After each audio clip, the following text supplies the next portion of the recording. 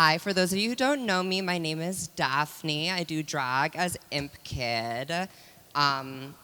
This is my second time in Amsterdam. I was here last September. I did a little show at Milkshake with some of the Rue girls. I'm here today to sort of kick off our panel about issues in the drag industry. Specifically, Marika wanted to bring me because of an article that came out last September in Them magazine, written by Alok, a non-binary activist, artist, writer, poet, fashion designer, where I discussed some of my dissatisfaction with the drag industry. Specifically, I told a story in that article about one of the first clubs that I started working at in Chicago, a club called Neo, that's an institution in the Chicago nightlife scene since the 1980s. It was like goth and industrial club. I started working there in 2015. It was one of the first clubs I worked at, and I stayed there working one night a week until 2018, until just about a year ago, when I quit. It had been a difficult place to work. One of my bosses there, and I tell this story in the article, would repeatedly misgender me, would refer to me as he, she, and it, as a she-male, and a faggot, and a tranny, which are all honestly words that I claim for myself, but I don't feel comfortable hearing them come out of the mouth of a cis-white gay man at me. Or actually, no, rather a cis-white straight man. The night that I finally quit was after, 3 years of him commenting about my body, talking about my genitals, talking about my breasts. I took about 3 weeks off from doing drag last August to recover from my first gender confirmation surgery. I had my hairline lowered. And when I returned to work the first night back, I was waiting to get paid at the end of the night. He was holding my money and wouldn't give it to me until I answered whether I still had a penis or whether I'd had it removed. Specifically, he was like, "So do you have a vagina yet? So do you have a vagina yet?" In a way that, like, I'm sorry, but is an implication, like what he's implying is sexual assault, For a straight man to say that to a trans woman, it's an implication. And I stormed out of the club and stopped working there. I told that story in the Them article, and in the year since that article has come out, I have started to take more and more steps back from the nightlife industry, specifically because I think that there are severe labor issues at play in nightlife. I think first it will be helpful to get a little bit of, to make sure we're on the same page about the history of drag. So historically, drag has existed in two concurrent forms. So on one level, drag is an above-ground, legitimate, state-sanctioned art form practiced by largely cis white men. So this looks like everything from Julian Eltinge touring the United States in the early 1900s as a female impersonator to Dennis Hoffman and Tootsie to RuPaul's Drag Race, to these forms of drag that insist upon the maleness of the performer, and in so doing, don't subvert gender so much as they reify gender structures, because the enjoyment of the drag is contingent upon the idea that the drag artist is a man, that this is all illusion. There is no room for the real of the experience, or the realness of the experience of being a trans person. You find that historically, so drag has existed on one level as a state-sanctioned practice, and then it's also existed simultaneously as an underground practice that is practiced by trans feminine people, by faggots, by queens, by dykes, by people who do not fit society's specifications of gender. And it is usually performed in queer-specific spaces, in underground and often illegal or extra-legal spaces. And that kind of drag is interested in destabilizing the structures of oppression, destabilizing the structures of gender and race and class. And it's important, I think, to make a distinction between the two forms of drag, the above ground and the below ground, because it has everything to do with who is granted legitimacy, who is granted a right to speak, who is granted a right to be respected, and to the point, paid well. Across history, the window of openness in mainstream culture for expanded gender expression, for trans feminine forms, for practices like drag, the window opens and closes, right? So there will be periods where there is a lot of sort of crossover or mainstream drag happening. Right now, we're sort of in an unprecedented period of that. But we've also seen expansions in drag, like in the 90s club scene, like in the 70s disco and underground, like in the 20s Harlem Renaissance and pansy craze scene. There have been many times when the window sort of opens. We've been experiencing the window being very open for the last 10 years because of RuPaul's Drag Race. And I don't ever want to discredit the work RuPaul has done in terms of sparking a revival in gay nightlife, but I think it's very pointed who's been included in that space and who has not. Historically, there are essentially two professions open to trans women. One is queer nightlife or drag, and the other is sex work.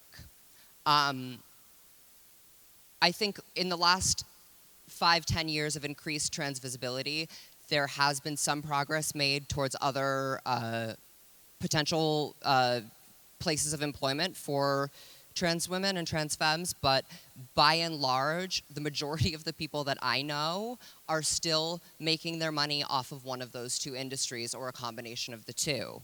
And so what happens when you have RuPaul's Drag Race implementing a sort of glass ceiling in the drag industry where trans women cannot make it to the next level in their drag career. They cannot get past being a local queen who is, expected to be grateful for, a $200-300 booking or something, or working in their own town for $75-100 or something, which is an obscenely small amount of money relative to the amount of labor that goes into drag. If you think about the outfitting, the makeup, the costuming, the promotion of the event, the time spent actually hosting, and then the dangers that are involved in doing the job. It is a dangerous work to do, especially for women, especially for people of color, especially for trans people, especially for people who are multiply marginalized. I find that what's happening right now is we're having a kind of labor crisis where, especially with the passage of FOSTA and SESTA in the United States, anti-sex work legislation, which is pushing full-service girls onto the street and is pushing online workers into less safe spaces and making it harder for sex workers to make a safe wage. I think what's happening between all of that is that trans women are getting sort of trapped in a cycle of economic disenfranchisement that is very hard to get out of. I find that what's happening is we're having this boom in gay nightlife, right?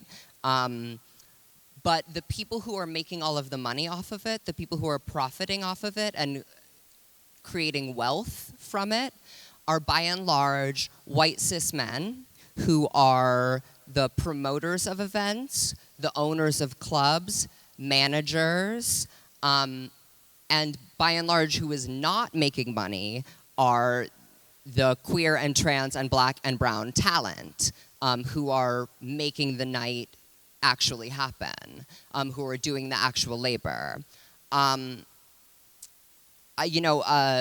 I have a friend, a drag queen in Chicago, who has had a very bad knee injury for the entire time I've known her, the last 4 years. She continues to work in heels and a corset, doing all kinds of dancing and standing for hours on end. And it hurts my heart to see her not be able to get medical care because she doesn't have insurance, and then see the promoter of the night that she works at go on a lovely vacation with his latest twink of the week or whatever. There's something insulting about it, to know that these faggots are making money while the girls are literally injured and cannot get help.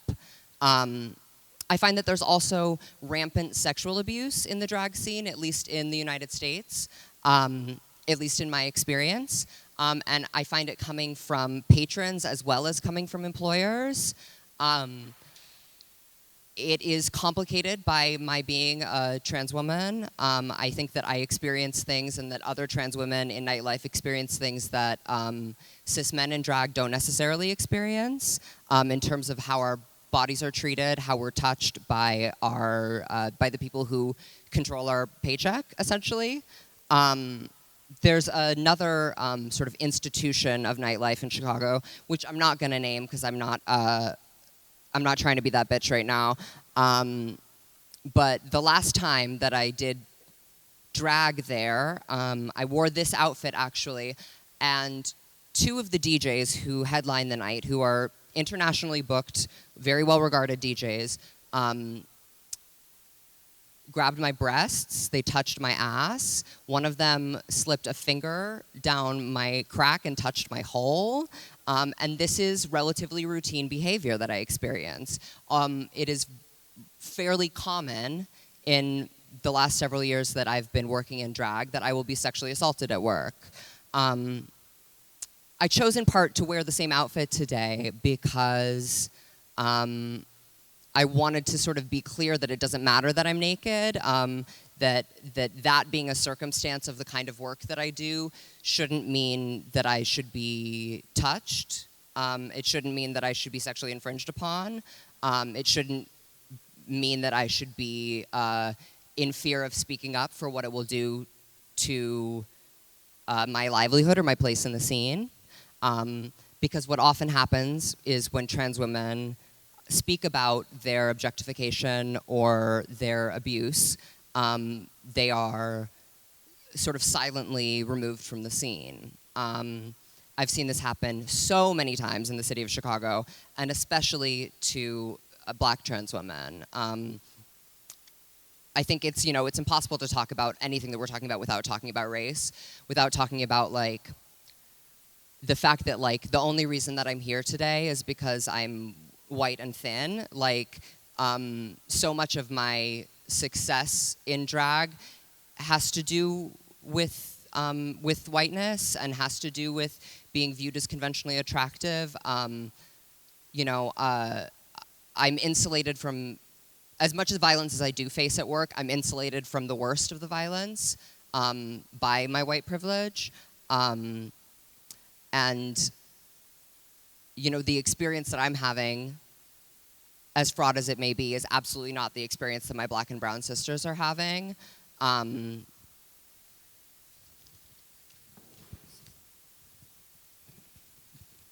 think about something that Angelica Ross, the actress from Pose, tweeted several years ago.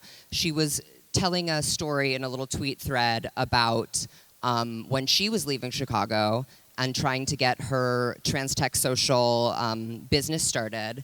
And she referred to her time in Chicago nightlife as trying to escape sweatshop drag shows. And that phrase has stuck with me ever since. I think about it almost every day, because that is sort of what the labor conditions feel like, and that is the sense of a desire to escape is so strong. The sense of being stuck is so strong. I was talking with my sister, Ariel, my closest sister, who's a DJ in Chicago, but also internationally, about how we both feel this sort of perverse need to become famous as soon as possible, not because of a desire to be famous, but because we see it as the clearest means to stability and survival. And it's a fucked up thing to think that that trans women feel they need to get to a certain point of like fame in order to be safe or in order to be financially stable. I think about, we talk about windows closing. I think about that there is a window closing on my opportunity to be hot enough and young enough and beautiful enough to make a kind of crossover.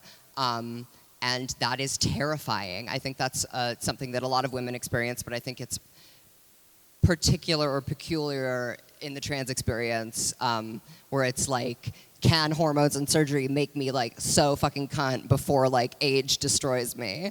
And again, like my vantage point on all of these concerns is definitely like very my lens is through my own experience, which is the experience of a white girl. So it's like I feel like as much as I'm talking about these things, it is very comparatively small things I'm complaining about.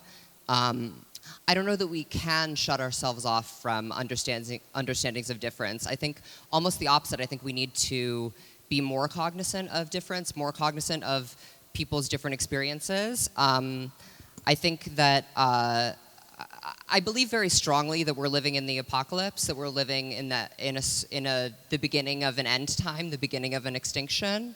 I think that I think that the world is falling apart, and I think in 10, 20 years, the world will look radically different than it does today. I think that it will affect the global south first. I think that we're about to be on the precipice of a massive refugee crisis, a massive water crisis, a massive air and resource crisis like we've never experienced before. And I think that it is going to test our ability to care about each other as humans. I think ultimately the only solution is a return to more collective living, a return to community. And I don't mean community the way people say the queer community and mean nothing. I mean, to be in community with someone means to be invested, to care about whether they eat, whether they get home, how they sleep. To be in community is to love actively. And I think that, looking at the world going forward, I think that we do need to sort of reorganize around sort of local perspectives and a kind of return to the land, which again is like absurd of me to say. I literally like spend my life like dressing up and like playing Stardew Valley on my phone, like digitally farming for crops. Like, who am I talking about a return to the land? But I guess there's something about, there's something oh so queer about futility and inevitability, about the fact that what's going to happen is going to happen. And there's very little you can do about it except to love the people immediately next to you. I think a lot of what being a trans woman has taught me over the last couple of years is that there's a kind of catharsis in that kind of futility. There's a kind of how do I put this? The look. Okay, here's how to talk about it. The look today, besides being like the look that I wore this night that I got touched by these DJs, is also my idea about, do you guys know about a canary in a coal mine? It's, so I think about how, in some ways, drag queens or trans women function kind of like a canary in a coal mine. Beautiful creatures that should have the ability to be free, to fly, to sing, to be above land, live underground in order to die as a warning for others. I think that's related to like larger ideas about, like, we go to the opera to watch a woman die, we go to the ballet to watch a woman die, we go to art to see the female form transfigured by suffering. And I think that, I think in drag it's related to that, but then it's sort of complicated by layers of transmisogyny and exclusion. I've been thinking a lot recently about the underworld. Now that I'm trying to get out of the underworld of nightlife, the underworld of drag. Specifically, I'm thinking about the story of Eurydice. Eurydice dies, and she's taken to the underworld, the Greek underworld, where heaven and hell are the same place. And what is a nightclub but heaven and hell are the same place? And her lover comes to try to save her from the underworld. And the god of the underworld says, you can take Eurydice, but if you look back before you make it to the earth, she'll be gone. And so, as they're leaving the underworld, in the last moment, he doesn't trust himself, and he looks back, and she's trapped in the underworld. So I'm trying to look forward. I'm trying not to get trapped. I'm also thinking about, I've recently chosen a daytime name for myself. I go by Daphne now, who is also a character in a Greek myth. Welcome, Daphne. Give her a warm applause. Daphne was a forest nymph, and the god of the sun, Apollo, fell in love with her, and he pursued her, and she fled. And when she was exhausted and could run no longer, she called out to her father, the river, and her mother, the earth, and she asked them to take her body away, to change her so she could be safe. And she became a tree. And in the years that follow, that tree, the laurel tree, became the symbol of Greece. I guess I think about that relative to my nightlife experiences, like, you can chase me, you can grab me, you can try to touch at me, but at the end of the day, like, I am living, I am flourishing, I am putting out leaves, I'm putting down roots, I'm becoming a fuller version of myself.